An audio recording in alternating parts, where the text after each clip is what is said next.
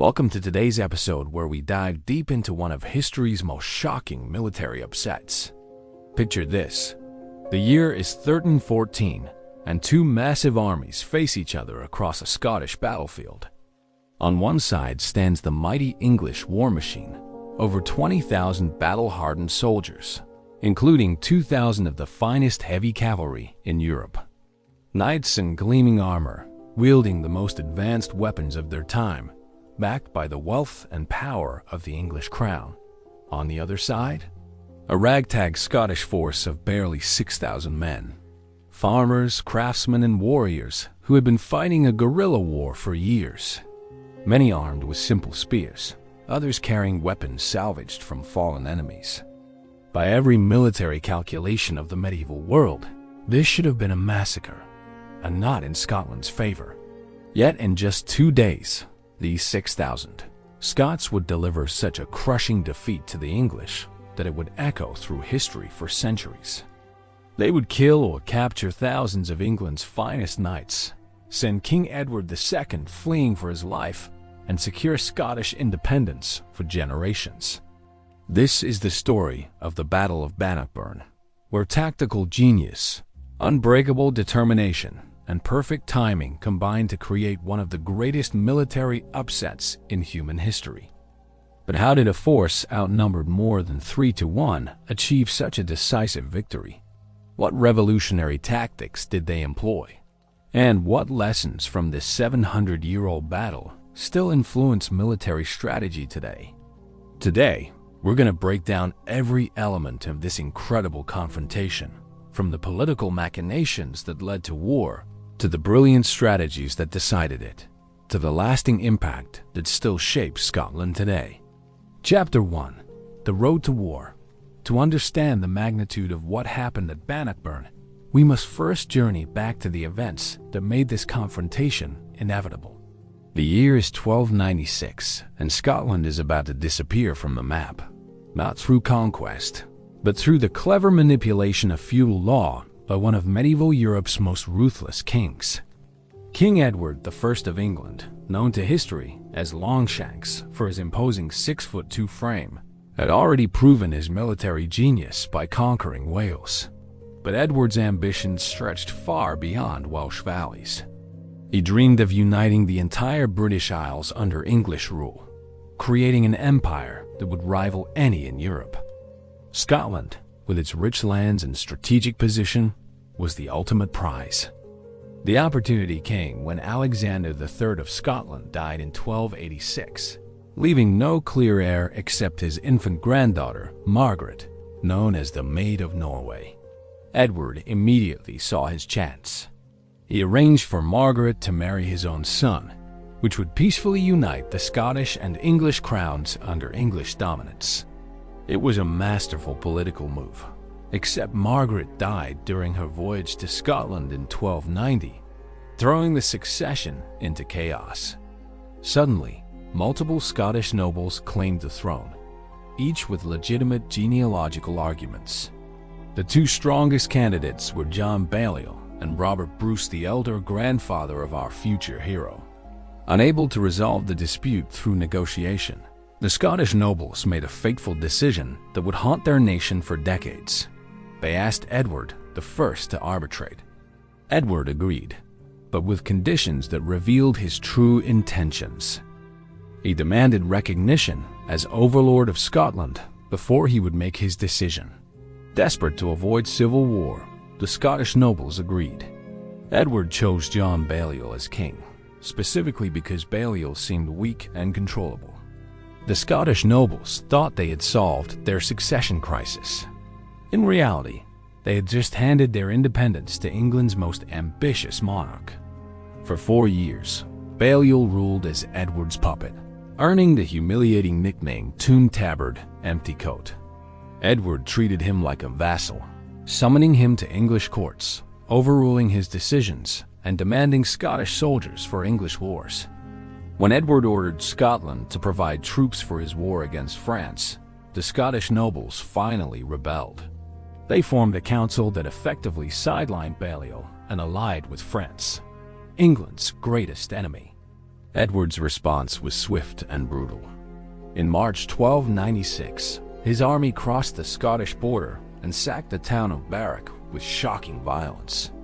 Contemporary chroniclers report that Edward's soldiers slaughtered every man, woman, and child they could find, turning the prosperous trading town into a charnel house.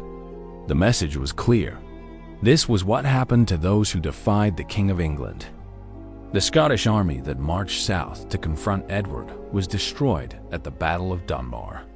Balliol was captured and publicly humiliated.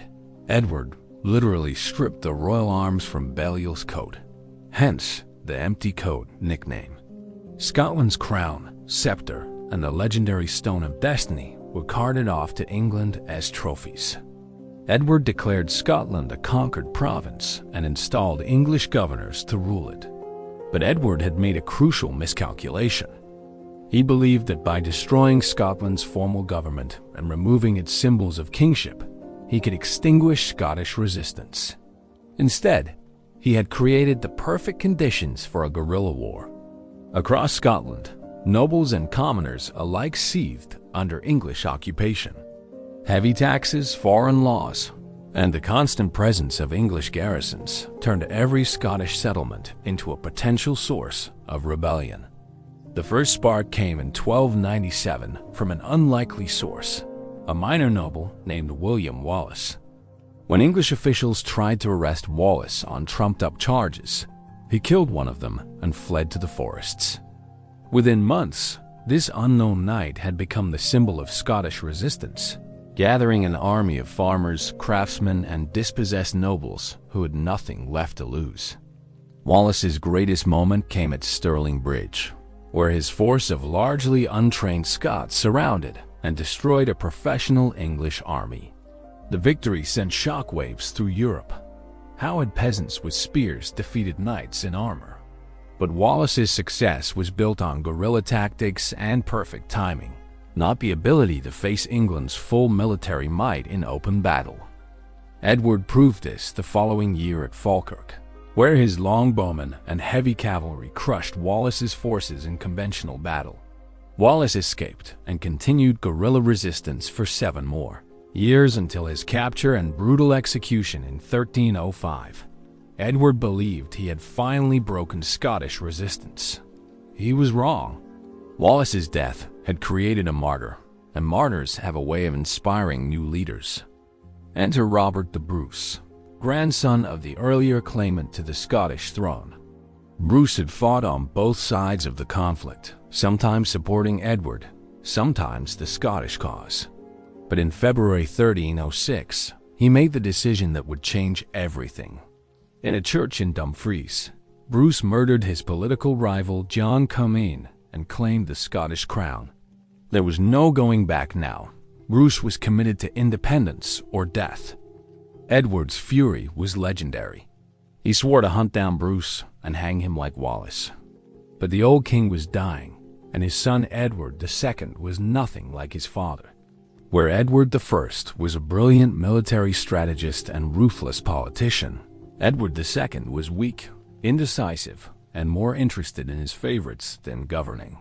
When Edward I died in 1307, Scottish resistance gained its greatest advantage: an incompetent enemy. For 7 years, Bruce waged the perfect guerrilla campaign. He avoided large battles, struck at isolated garrisons, and slowly reclaimed Scottish strongholds. His followers called it the Good War, because they were fighting for their homeland against foreign occupiers. By 1314, Bruce controlled almost all of Scotland except for a handful of English-held castles. The most important of these was Stirling Castle, the key to controlling central Scotland. Bruce's brother Edward besieged it throughout 1313, but the castle's commander, Sir Philip Mowbray, negotiated a clever deal. If an English army didn't relieve the castle by midsummer 1314, he would surrender it to the Scots. This agreement created the exact scenario Bruce had been trying to avoid for years, a situation where he would have to fight England's full army in open battle. Edward II could not ignore such a direct challenge to English authority. If he allowed Stirling to fall without a fight, every English garrison in Scotland would be vulnerable. More importantly, his own nobles would question his competence. Despite the enormous costs and logistical challenges, Edward began assembling the largest English army in a generation. The stage was set for the confrontation that would determine Scotland's fate. Chapter 2. The armies assemble. By the spring of 1314, two very different military forces were taking shape on opposite sides of the Anglo-Scottish border. The contrast between them would have seemed almost comical to contemporary observers if the stakes hadn't been the future of an entire nation. Edward II's army was a medieval superpower in action. The King of England commanded virtually unlimited resources compared to his Scottish opponents. English tax collectors had been gathering silver from across the realm for months, while royal officials requisitioned supplies, weapons, and transportation from every corner of the kingdom. The logistics alone were staggering. Feeding and equipping an army of over 20,000 men required a supply train, stretching for miles. The core of Edward's force was 2,000 heavy cavalry, the elite of medieval warfare. These weren't just mounted soldiers. They were the medieval equivalent of modern main battle tanks. Each knight wore 60 to 80 pounds of carefully crafted armor that could deflect sword blows and arrow strikes. Their war horses, massive destriers bred specifically for combat, were often armored as well. A single heavy cavalry charge could shatter infantry formations that had taken hours to position.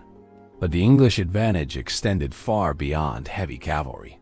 Edward commanded approximately 15,000 infantry, including 5,000 of the world's most feared archers.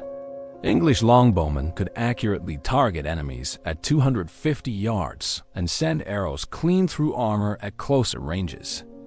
These weren't peasant levy troops. They were professional soldiers who had trained with their weapons since childhood. Many were veterans of Edward I's Welsh campaigns or the ongoing war in France. The English also brought siege engines, engineers, and specialized troops for storming fortifications. Their baggage train carried enough food, arrows, and equipment to sustain the army for months if necessary. This was an expeditionary force designed to end Scottish resistance permanently, not just relieve a single castle. Facing this formidable war machine was Robert the Bruce's army, and calling it an army was almost generous. Bruce commanded perhaps 6,000 men, and many military historians believe the true number was closer to 5,000. These weren't professional soldiers, but a collection of knights, men-at-arms, and common folk who had answered their king's call to defend Scottish independence. The Scottish force reflected the reality of medieval Scotland's limited resources. Where English knights rode destriers worth a fortune, Scottish nobles often fought on smaller horses or even on foot. Scottish archers were skilled but far fewer in number than their English counterparts. The majority of Bruce's army consisted of spearmen, infantry, armed with 12-foot pikes called schiltrons. Yet this apparent weakness concealed a crucial advantage that Bruce had spent years developing. Unlike the English, who were fighting in hostile territory far from home, every Scottish soldier was defending his homeland. These men had lived through 18 years of occupation, foreign rule, and brutal suppression. They weren't fighting for pay or plunder. They were fighting for the survival of their nation. More importantly, Bruce had learned hard lessons from previous Scottish defeats. At Falkirk, Wallace's spearmen had been devastated by English archery because they remained stationary, presenting easy targets. Bruce had spent years developing new tactics that would allow his schiltrons to move while maintaining their defensive formation. Revolutionary thinking in an age when infantry was considered essentially immobile in battle. Bruce's army was organized into 4 main divisions, each commanded by proven leaders. The king himself led one schiltron, while his brother Edward commanded another. The third was under Randolph, Earl of Moray, Bruce's nephew, and one of Scotland's most capable military commanders. The fourth was led by Walter Stewart, the young lord who would later found the Stuart dynasty that would rule Scotland for centuries. Each schiltron contained roughly 1,500 men armed primarily with 12-foot spears. But Bruce had made crucial modifications to traditional formations. His spearmen trained constantly in coordinated movement, learning to advance, retreat, and wheel as a single unit while maintaining their forest of spear points. They practiced against cavalry charges until the movements became instinctive, because Bruce knew they would only get one chance against England's finest knights. The Scottish camp also buzzed with an energy that the English force lacked. Where Edward's army was a collection of regional contingents with mixed loyalties, Bruce's force was united by shared purpose. These men knew they were massively outnumbered, but they also knew this might be their only chance to secure lasting independence. Defeat meant not just military loss, but the end of Scotland as a nation. Bruce faced an agonizing strategic decision as summer approached. His guerrilla campaign had been brilliantly successful, precisely because he avoided major battles where England's superior numbers and equipment would be decisive. Now the siege of Stirling forced him to choose between abandoning a key stronghold or risking everything in the kind of pitched battle that had destroyed previous Scottish armies. The king's advisors were divided. Some urged him to retreat into the Highlands and continue the guerrilla war, pointing out that losing this battle would likely mean losing the war entirely. Others argued that failing to defend Stirling would demonstrate Scottish weakness and encourage Edward's supporters throughout Scotland. Bruce himself understood that his authority as king depended partly on his willingness to face England's challenge directly. As Edward's massive army began its march north in early June 1314, Bruce made his fateful decision. He would not retreat.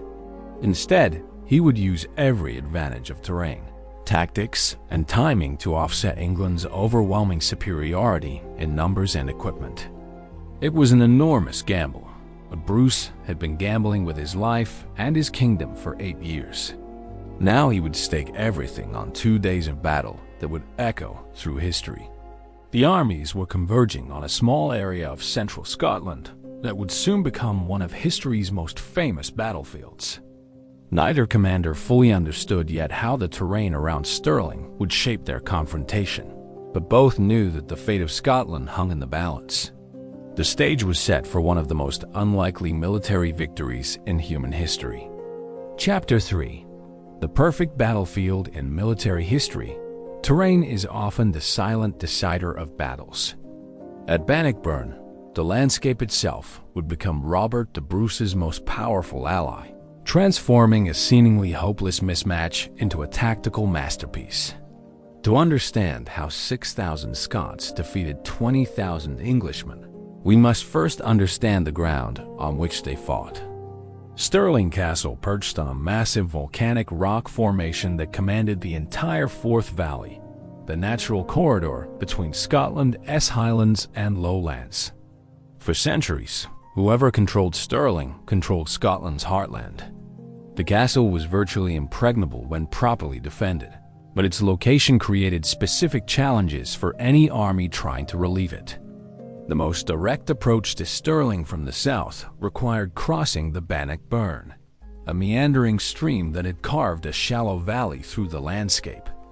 During Scotland's wet spring of 1314, the ground on both sides of the burn was treacherous. What appeared to be solid grassland often concealed pools of standing water and patches of bog that could swallow a horse and rider. Bruce had spent weeks studying this terrain with the eye of a military engineer. He identified 2 main areas where the English might deploy their superior numbers: the New Park, a forest clearing south of the castle, and the Carse, a flat area of grassland east of the Bannockburn. Each offered different advantages and challenges that Bruce planned to exploit. The New Park was Bruce's first choice for the confrontation.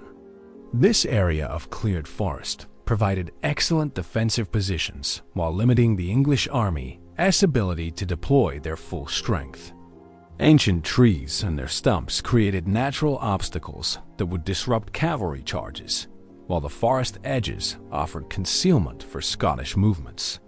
Most importantly, the confined space would prevent Edward from using his numerical superiority effectively. But Bruce prepared for multiple scenarios. If the English chose to bypass the new park and approach Stirling from the east, they would have to cross the Bannockburn and deploy on the Carse. This flat ground seemed ideal for cavalry operations, exactly what the English commanders would prefer. Bruce, however, saw different possibilities in this apparently open battlefield. The Carse had a secret that wasn't visible to casual observation. While it appeared to be solid grassland, much of the area was actually peat bog covered by a thin layer of vegetation. A man on foot might cross safely, but the weight of an armored horse and rider could break through the surface crust into the soft peat below. Bruce had local farmers and shepherds map every safe path and every dangerous spot across this deceptive terrain. Even more crucially, the Carse was bounded by the Bannockburn on one side and the Forth River on the other. Any army deployed there would have limited room to maneuver and only a few crossing points for retreat if things went wrong. What looked like an ideal deployment area for a large force was actually a potential trap for anyone who did not understand the local geography. Bruce also prepared the battlefield itself with the thoroughness of a master tactician. In the new park, his men dug concealed pits called caltrops, holes deep enough to break a horse's leg, camouflaged with branches and grass. These weren't just random obstacles, but carefully positioned traps that would channel English cavalry into killing zones where Scottish spearmen waited. The Scottish positions were chosen to maximize their defensive advantages while providing multiple options for offensive action. Bruce positioned his army where they could withdraw deeper into Scotland if necessary, but also where they could advance rapidly if opportunities arose. Every aspect of the deployment reflected years of experience in guerrilla warfare, where flexibility and quick thinking were essential for survival. Scottish scouts monitored every approach to the battlefield, providing Bruce with constant intelligence about English movements. These weren't just military observers, but local farmers, hunters, and shepherds who knew every hill, stream, and forest path for miles around. Their reports allowed Bruce to track Edward's army and predict their likely deployment long before the English commanders had made final decisions. The weather also favored the Scots as the armies converged in late June 1314.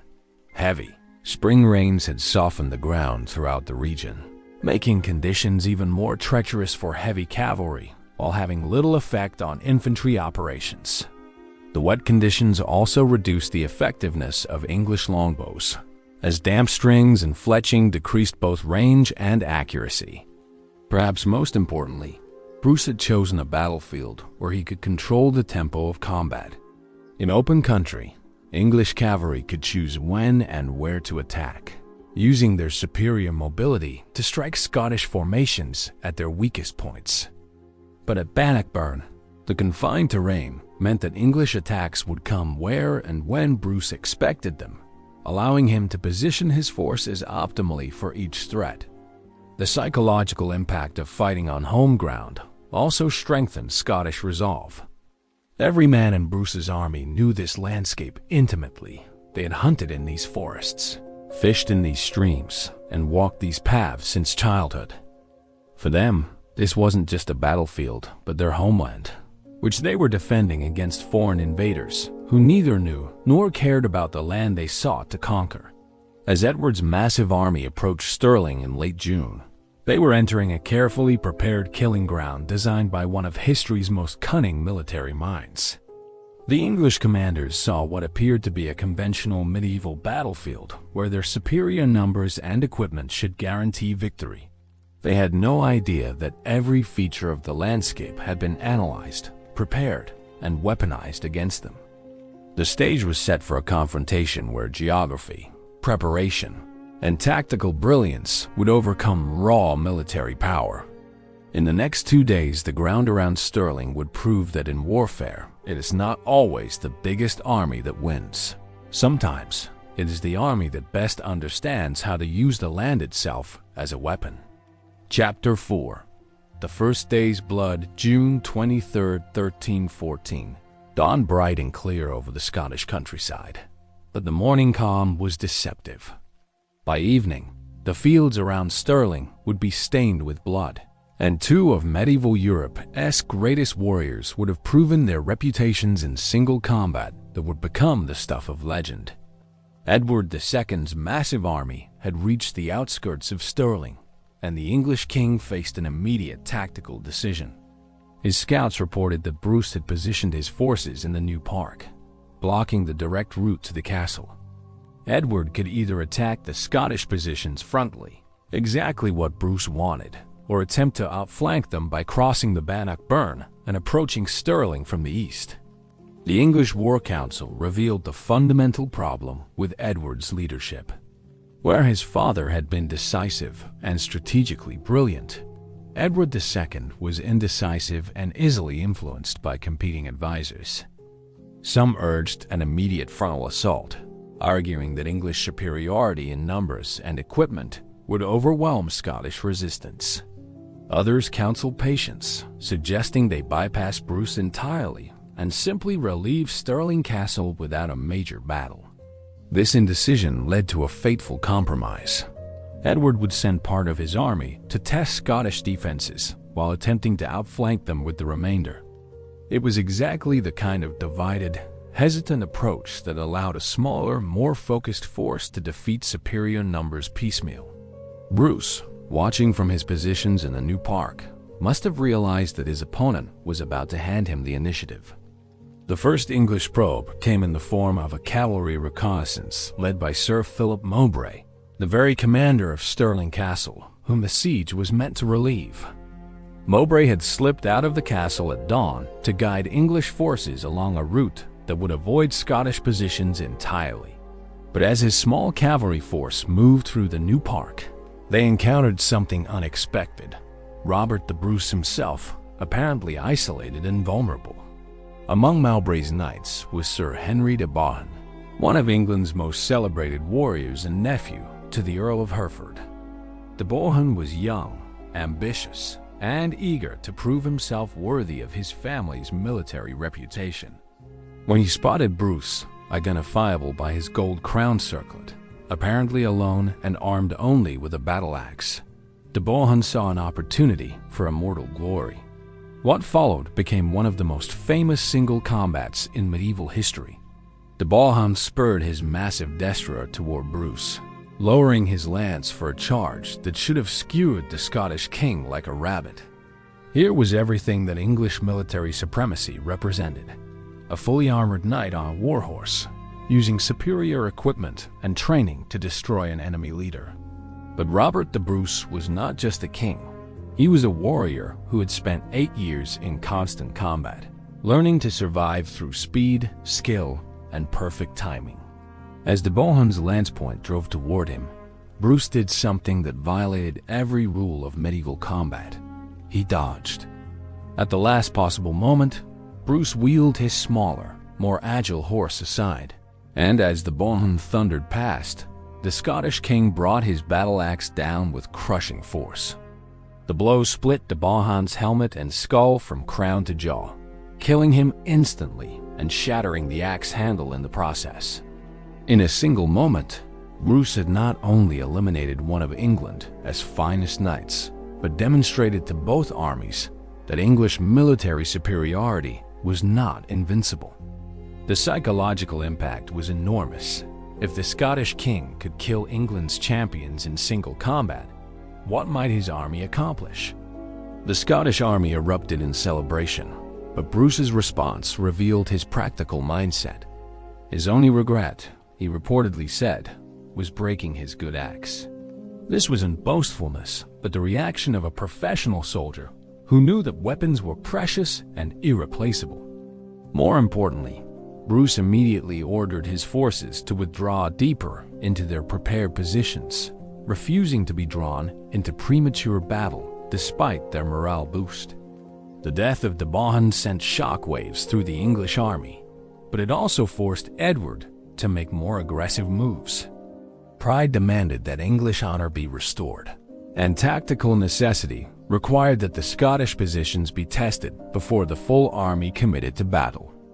Edward ordered Sir Robert Clifford to lead 300 heavy cavalry around the Scottish flanks, while the main army prepared for a more direct assault. Clifford's flanking maneuver represented everything that made English heavy cavalry so formidable. These weren't just mounted soldiers, but the medieval equivalent of a modern armored division. Disciplined, heavily equipped professional warriors who had trained together for years. Their horses were massive animals bred for war, capable of carrying an armored rider at devastating speed across difficult terrain. But Clifford's cavalry encountered something they had never faced before, a schiltron that could move. Thomas Randolph, Earl of Moray, and one of Bruce's most trusted commanders, had positioned his 1,500 spearmen to guard against exactly this kind of flanking attack. When Clifford's cavalry appeared, Randolph's response demonstrated the tactical revolution that Bruce had been developing for years. Instead of forming a static defensive circle as traditional schiltrons did, Randolph's men advanced in disciplined formation directly toward Clifford's cavalry. This violated every principle of medieval warfare. Infantry was supposed to remain stationary and await cavalry charges, not advance aggressively against mounted opponents. But Randolph's spearmen had trained for exactly this scenario, and their coordinated movement caught the English completely off guard. The result was a tactical masterpiece that would be studied by military historians for centuries. Clifford's cavalry found themselves facing a moving wall of spear points that they could neither charge effectively nor escape easily. As the Scottish spearmen advanced, they compressed the English cavalry into an increasingly small space, making it impossible for the knights to use their superior mobility and individual combat skills. The slaughter was methodical and devastating. English knights who had dominated battlefields for decades found themselves trapped and helpless against Scottish spearmen who fought with the desperate courage of men defending their homeland. Clifford himself was killed, along with most of his elite cavalry force. The few survivors fled back to the main English army with reports that must have seemed impossible. Scottish infantry had not just defeated English cavalry, but hunted them down and destroyed them. As news of Randolph's victory spread through both armies, the psychological balance of the campaign shifted dramatically. The English had suffered two major defeats in a single day, losing some of their finest knights and commanders to supposedly inferior Scottish forces. More importantly, they had discovered that their traditional tactical advantages, heavy cavalry and superior equipment, could be neutralized by innovative tactics and disciplined troops. But the day's fighting had also revealed crucial intelligence to both sides. Bruce now knew that his revolutionary tactics could work against England's finest troops, but he also understood that the main English army was still largely intact and dangerous. Edward, meanwhile, realized that his Scottish opponents were far more formidable than expected, but he still commanded overwhelming numerical superiority if he could bring it to bear effectively. As darkness fell on June 23rd, both armies prepared for the decisive confrontation that would come with dawn. The first day's blood had been spilled, pride had been wounded, and tactical lessons had been learned. But the real Battle of Bannockburn, the clash that would determine Scotland's fate for centuries, was still to come. Chapter 5. The trap is set. The night of June 23rd to 24th, 1314, was one of the longest in Scottish history. In both camps, men sharpened weapons, checked armor, and tried to sleep before what everyone knew would be a decisive battle. But while the Scottish army rested in carefully prepared positions, the English made a series of tactical decisions that would turn their overwhelming numerical advantage into a fatal weakness. Edward II faced a crisis of confidence after the day's defeats. His war council was divided and contentious, with different nobles advocating contradictory strategies. Some urged retreat, arguing that the losses already suffered demonstrated Scottish strength and that a longer campaign might be more prudent. Others demanded immediate attack, claiming that English honor required vengeance for the deaths of de Bohun and Clifford. The most fateful counsel came from those who argued for a flanking maneuver around Scottish positions. Rather than assault Bruce's prepared defenses in the new park, they suggested moving the entire English army across the Bannockburn to deploy on the Carse, the flat ground east of the stream. This plan seemed tactically sound, as it would allow English cavalry to operate in open terrain while avoiding the forest obstacles that had aided Scottish defenders. Edward accepted this plan, not realizing he was walking directly into the trap that Bruce had spent weeks preparing. The decision to move to the Carse would place the English army exactly where Bruce wanted them, on treacherous ground, confined between water obstacles and forced to fight with limited room for maneuver. It was a tactical blunder that transformed English advantages into liabilities. The nighttime movement of over 20,000 men across difficult terrain was a logistical nightmare that revealed the English army as fundamental weakness. Its size had become a burden rather than an asset. Moving such a massive force required hours of careful coordination, during which time Scottish scouts monitored every movement and reported back to Bruce. The element of surprise, crucial to the English plan, was lost before the movement even began. As the English army struggled across the Bannockburn in darkness, they encountered the first of many unpleasant surprises. The stream crossings were fewer and more difficult than expected, creating massive bottlenecks as thousands of men and horses waited their turn to cross. Cavalry mounts struggled with the muddy banks, while heavily loaded supply wagons became mired in the soft ground. By dawn on June 24th, the English army had finally deployed on the Carse, but their formation revealed the cost of the nighttime maneuver. Units were mixed and disorganized. Commanders had lost contact with their subordinates, and the careful battle plans developed over months of preparation had dissolved into improvisation. What should have been England's most organized and powerful military force was instead a massive, confused congregation of tired and frustrated warriors. The terrain that had looked so promising to English planners proved to be far more treacherous than expected. The seemingly solid grassland concealed patches of bog and marsh that could swallow unwary horses and riders. English cavalry, the backbone of Edward's tactical plan, found their movements severely restricted by ground that appeared safe, but often wasn't. Local geography had become a Scottish weapon. Meanwhile, Bruce observed these developments from his positions with the satisfaction of a chess master watching an opponent fall into a carefully prepared trap. Everything was proceeding exactly as he had hoped. The English army was tired, disorganized, and deployed on the worst possible ground. More importantly, they were now committed to a battle on terrain where their numerical superiority would be negated by limited deployment space. The Scottish army had used the night much more effectively. While the English struggled with their massive redeployment, Bruce's forces had moved into their final battle positions with the efficiency that came from weeks of preparation and years of guerrilla warfare. Each children knew exactly where to go and what to do, because Bruce had rehearsed these movements repeatedly with his commanders. Bruce's tactical plan was elegant in its simplicity, but revolutionary in its execution. Traditional medieval warfare assumed that cavalry would attack static infantry formations, with victory going to whoever had superior numbers and equipment. But Bruce planned to reverse this dynamic entirely. His infantry would attack English cavalry while they were still forming up and vulnerable, before they could organize their overwhelming numerical advantage. The positioning of the Scottish schiltrons reflected careful analysis of the battlefield and deep understanding of English tactical preferences. Bruce placed his forces where they could advance rapidly onto the Carse while supporting each other against counterattacks. Each schiltron had specific objectives and routes of advance that would maximize confusion in English ranks while minimizing Scottish casualties. Perhaps most importantly, Bruce had solved the traditional problem of medieval infantry: vulnerability to archery.